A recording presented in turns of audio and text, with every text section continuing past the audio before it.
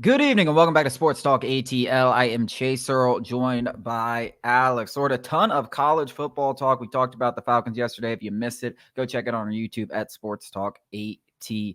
We'll start with the Georgia-Florida. We had Hudson Mason in here a couple of days ago. It is one of the biggest rivalries, I think, that doesn't get mentioned alongside the big rivalries, right? And maybe it's because Florida hasn't been as good in recent years, but this rivalry has been it's been a story of dominant teams dominating the other, right? You had 10-15. I think Georgia or Florida won 15 out of 17 when I was growing up as a Georgia fan. And then now Georgia has dominated Florida, returned the favor. But this is a very intriguing matchup that 3 or 4 weeks ago, you were writing off as there is absolutely no reason to really watch this game unless you're a Georgia or Florida fan. Now you got DJ Lagway.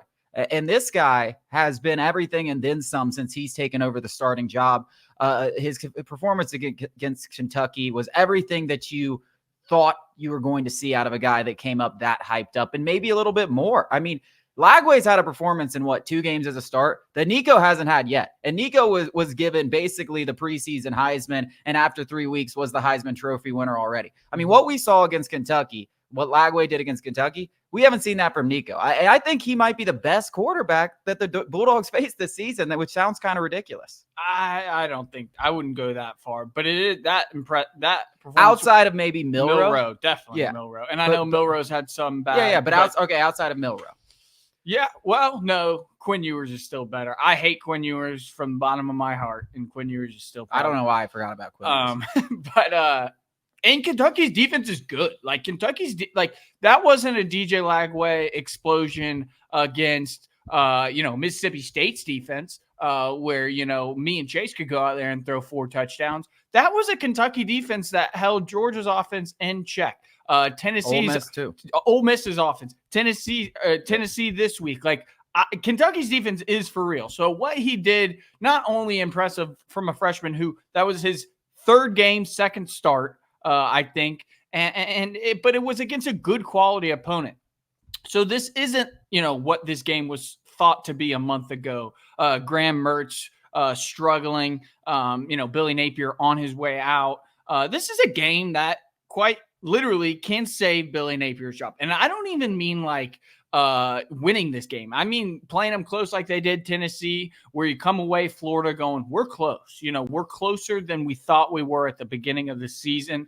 I'd be remiss to say, kind of highlight what Hudson Mason said a couple days ago, that I don't know, similar to Bill Belichick and rookie quarterbacks, Saban against freshmen, Kirby Smart's in that same conversation of are you really going to count on a freshman who hasn't started all that much this year? This will be his 3rd start.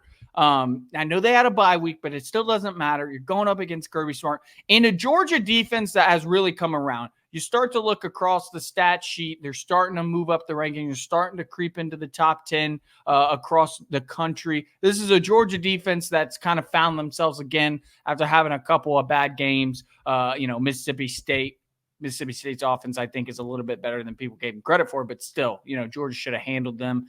But I don't know what to think about this game. I think it's going to actually resemble that Clemson game, Georgia-Clemson from the opener, where in the first half, Georgia might just need to be finding its footing. Florida has some success, keeps it close, maybe covers in the first half.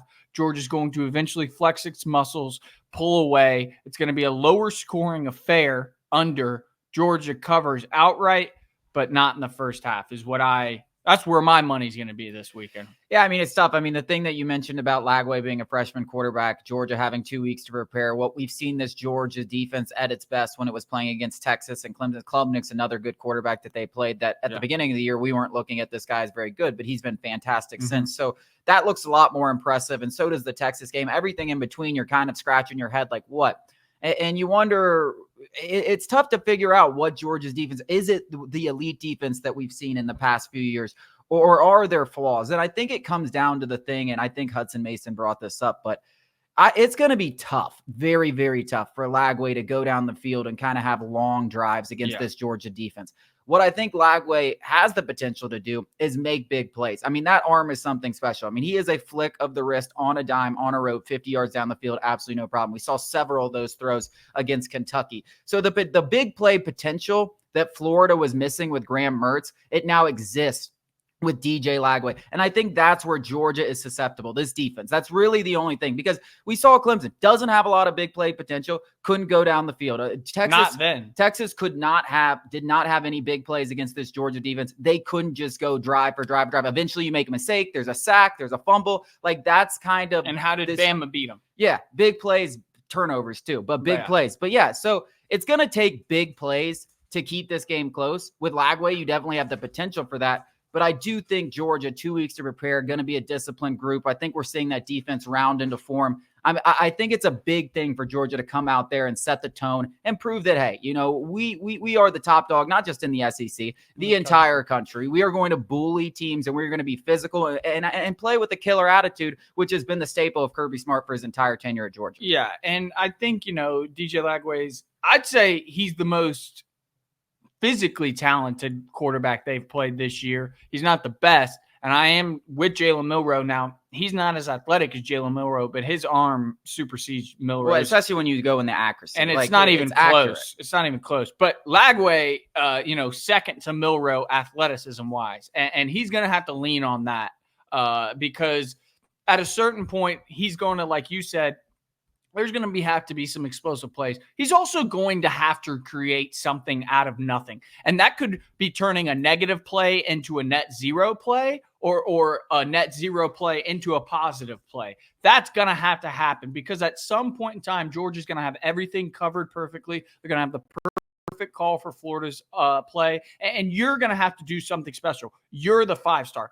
With that being said, I don't know how in the hell, at least on the game side of things, you're putting your hard-earned coin on Billy Napier versus Kirby Smart. You give Kirby Smart a week to prepare for anyone in the country, you're best just putting your money there. Billy Napier has shown he can't devise a good game plan if you give him a whole offseason. See the Utah game a couple years ago. Miami. So, yeah, Texas A&M. So, I mean, the list goes on. When he's just not a good coach, and I don't know how you really put a lot of faith in him. Your faith is in DJ Lagway. Yeah, I mean, when Florida has played top teams under Billy Napier, it has usually been an embarrassment to their entire program. Like, Tennessee's the only program they've been at, and calling Tennessee a top team is very, very generous on what Tennessee has looked like this entire season. And last year they weren't a top team. So that's really the only team that the big team of like the big six in the SEC, I guess you could say, where Florida has any semblance of success. Most of the time it's been embarrassing, and that includes Georgia. And this is a matchup where Kirby Smart, and I say it all the time,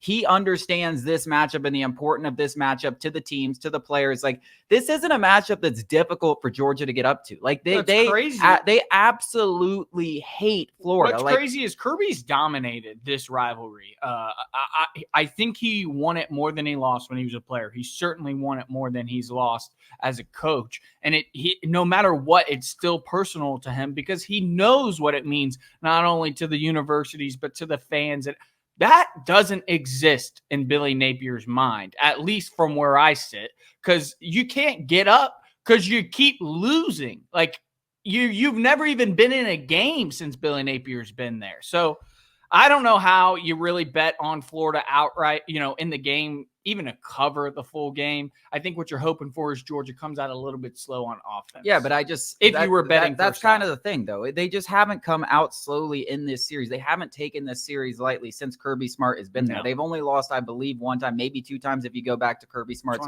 first year. If you go back to first year, I don't know who won that game. I would assume Florida won, but I can't tell you for certain. The point is, though, they don't come out and they don't sleepwalk into this game. They go out there and play with a killer attitude, and they've been so dominant defensively in this matchup. And when you're talking about a freshman quarterback, you're talking about turnovers. You're talking about mistakes. Now, Lagway hasn't made those so far in his first couple of starts, but you can't tell me that there isn't the potential for that, especially with an elite defense like Georgia. I just see zero way that Florida comes away with this winners or even within 10 points. Maybe they get a backdoor cover because the spread's like 17 points and maybe it's 23 at some point, and Georgia's offense is a little slow. We've seen them be sluggish at times. Carson Beck maybe has a couple turnovers, but you're asking for a lot. lot out of a rookie, a freshman quarterback, and then you're basically asking for Georgia's offense to lay an egg, which they might. That's more possible. They might, but what does Florida's defense show me? I mean, Texas A&M went out there and just did whatever they wanted. They were busted plays, busted coverages, yada, yada, yada. This is a Georgia offense that, for all their flaws, for the turnovers, is still averaging 35 points a game. And Carson Beck hasn't reached his full potential. You're just asking for a lot. If you're asking for a cover in this game, and if you're asking for a win, you're praying for a Hail Mary, because I don't think Georgia comes out of this game sluggish. I don't think they have a problem getting up for Florida, and I think they're going to beat the hell out of them. And the biggest thing, Billy Napier, right? This guy has not played competitively with any of his rivals outside of Tennessee. And every big game, he goes out there and gets boat raced and reminds you why he's an incompetent head coach. Now he's got this freshman quarterback, Lagway. There's hype around him. This is the fall of Billy Napier. This is what he does. You finally have a little faith. Maybe it's just because the offseason cleared your mind from how bad Billy Napier is or whatever. Every time this guy has a chance to prove that he belongs to be the head coach of Florida, he falls flat on his face. And now he has the biggest chance to do it, but it's also the most difficult team to do it against in Georgia. There should be no confidence that Florida can keep this close. Well, no confidence. Florida fans should be, wishing, maybe not wishing, but they could take solace. I never want to lose to my rivals, no matter what. I don't care. Regardless of the status of the head coach and if I want him gone or not. But you could take some solace if you get the hell kicked out of you this weekend.